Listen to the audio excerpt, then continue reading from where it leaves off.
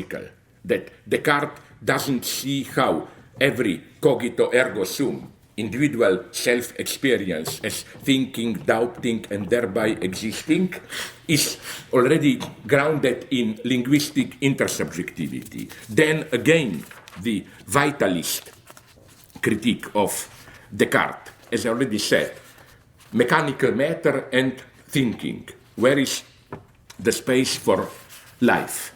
And the third one, Hegel. Here things reach the extreme. Proponents of philosophy of life, Lebensphilosophie. It all begins already with Schelling, late Schelling, and Schopenhauer. Claim that in Hegel, although Hegel claims that his dialectics tries to capture the living thought, that it's really artificial life, just logical paradoxes and so on, that real life is missing from Hegel's dialectics. Again, existentialists, the same argument as against Plato, that Hegel privileges the universal, reduces the particular just to the form of appearance, a subordinate moment in self-mediation of the universal. Materialists, of course, Hegel idealist, Hegel has to be turned around. Historicists, who claim historical process is open-ended, and Hegel imposes onto history a certain Western Eurocentric teleology. Analytic philosophers and empiricists, they make fun of Hegel, of his speculative madness. Marxists, of course, traditional liberals, who claim Hegel's divinization, celebration of state is again a model of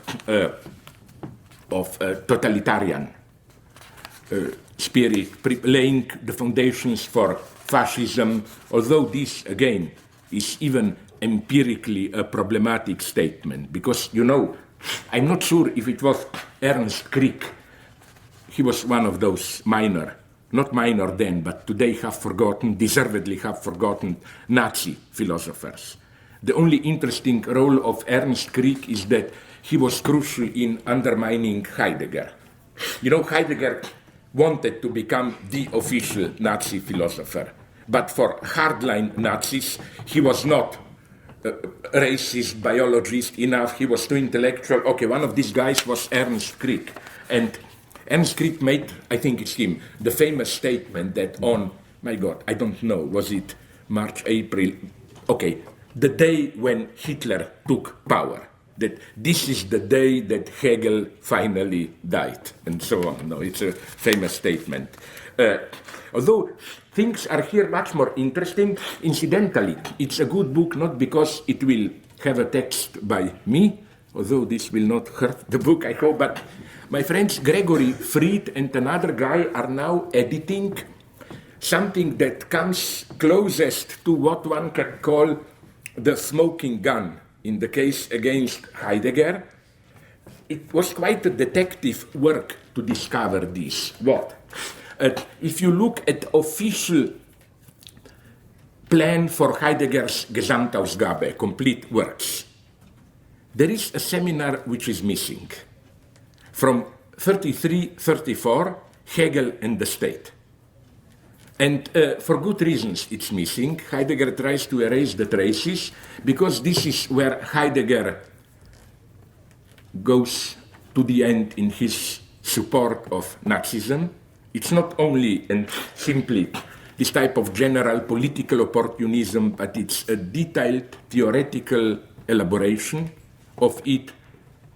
And so quite by chance, a copy of this seminar was found, of Heidegger's seminar, because, you know, Heidegger was an obsessional. He prepared detailed notes for his lectures, was found in in German Literary Archive, and it will appear now in English half a year from now. Yes, it's interesting because there, again, it's no longer just, you know, how people who try to prove Heidegger's Nazism refer to some turns of the phrase which sounds Nazi. No, here it's directly talk about how Hegel's legacy, which was threatened by Weimar liberalism, is now resuscitated by Nazism and so on and so on. But okay, Heidegger is wrong here, whatever. No? So let's go on. Sorry. Marxists, traditional liberals, I said, Hegel, for religious moralists, especially Catholics, I notice. Hegel is the notion of ethical nihilism, like whatever you can do, it can be justified, good can become evil, evil can become good, and so on and so on. More interesting is the case of deconstructionists. For them, although the real deconstructionists, in the good sense, they know that things with Hegel are much more ambiguous. But the B-level, standard deconstructionists, for them it's this big opposition. Hegel, the ultimate metaphysician, everything is sublated, integrated in the system, and then the big point of deconstruction is, no, but there is a remainder, something resists, everything cannot be totalized, and so on and so on. Good for Derrida. This is not Derrida. Read his Glass, his big double book on Genet, and on the other side Hegel, where, for example, Derrida says that the difference between Hegelian Aufhebung, overcoming sublation, and what he, Derrida, calls difference is almost imperceptible. It's difficult even to distinguish them. So Derrida knew what he was talking about. And then we get the extreme case of Deleuze, who I almost admire him, who claims Hegel is such a big, as it were, mistake that he should simply be forgotten, ignored. It's simple error. Let's forget Hegel. The irony is what? Tomorrow there will be in this building, I don't know even where, or will they also be moving us around, a small colloquium that I'm organizing on Hegel, and it will be opened by a guy from Chicago, Andrew Cutrofello, who, among other things, wrote some 15 years ago a wonderful book called The Owl of Minerva, which tries to repeat the movement of Hegel's phenomenology, but in the epoch after Hegel.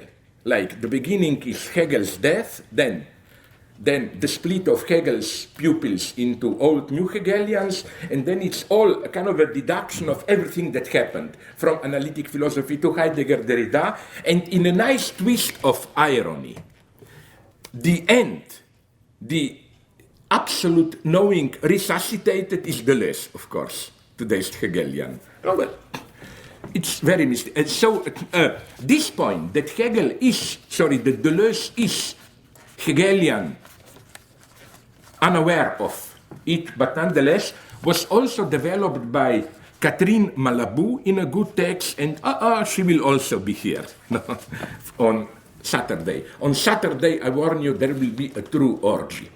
First, my two good friends, Rebecca Comey from Toronto and Frank Ruda from Berlin, will do an orgy. They will talk for 2 hours and a half about the status of, how do you call that sign, dash, in Hegel.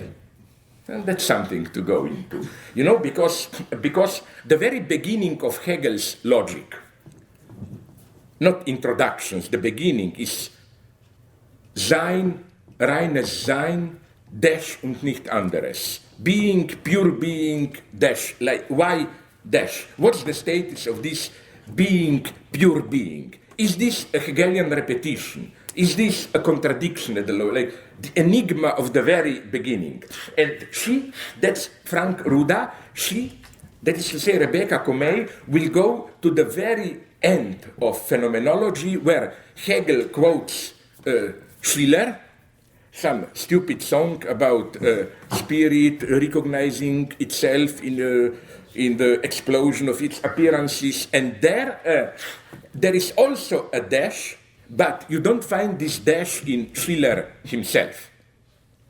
Because, you know, Hegel is a master of, as all philosophers are, of falsifying quotations. Like, whenever Hegel seems to quote someone, as a rule, he makes a mistake, but these mistakes are extremely interesting. You can learn a lot of them.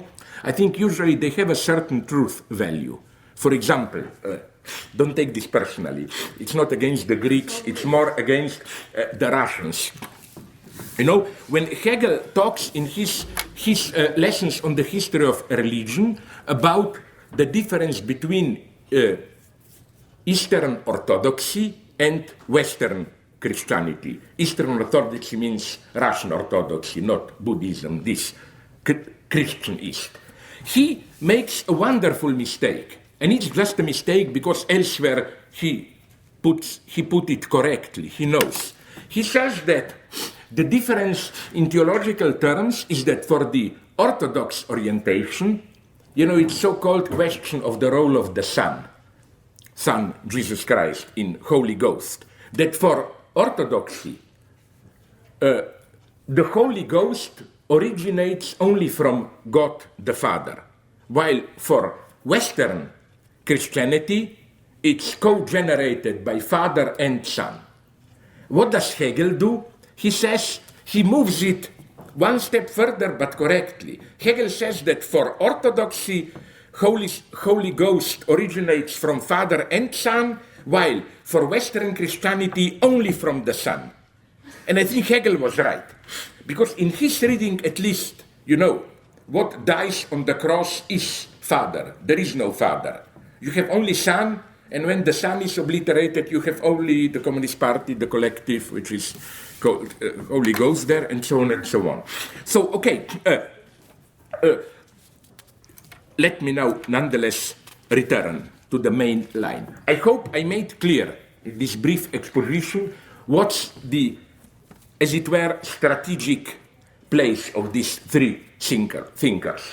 They are mega thinkers not just because of this negative reason. They determine the entire field that comes after them, but not directly, that they are all Hegelians. They are all anti-Hegelians. Like the entire philosophy of 19th, 20th century is in one or another way anti-Hegelian. It's interesting how even those who are Hegelians have to introduce some minimal distance. Like either one standard way is to open up a little bit the system, to claim that Hegel was nonetheless wrong, to presuppose absolute knowing. We should be more open to the development of history. We cannot ever claim we are there at the end, as if Hegel, my God, is saying that. Or another way is to, like what Habermas is doing, in claiming that Hegel is still too much oriented on this singularity of spirit. There should be a more open linguistic intersubjective field. This is basically Habermas's and of some of his, maybe not followers, but close to him, thinkers who are close to Hegel, theorists of discourse like Robert Brandom and other Pittsburgh Hegelians, where the idea is that Hegel's logic should not be read like general ontology, but simply as a kind of encyclopedia of all possible discursive strategies. You know, this kind of how should I call it, ontological diminishing. Hegel is not a big metaphysician, it's just a kind of a generalized discourse theory. Hegel just deploys all the notions that we can use to categorize reality. So, what I want to say here is that I nonetheless think that there is more to say about this. These three philosophers are first negative point of reference. Like, again, the entire philosophy is one or another way rejection of Platonism. The entire modern philosophy, one or another way rejection of Descartes. The entire post-Hegelian philosophy, as already the name says, rejection of Hegel. But I think we should make here two further moves. One is how systematically, and I said I don't have time to develop it more in detail, how systematically with each of the three philosophers madness intervenes, the concept of madness. Already Plato, if you know how, for example, in some of his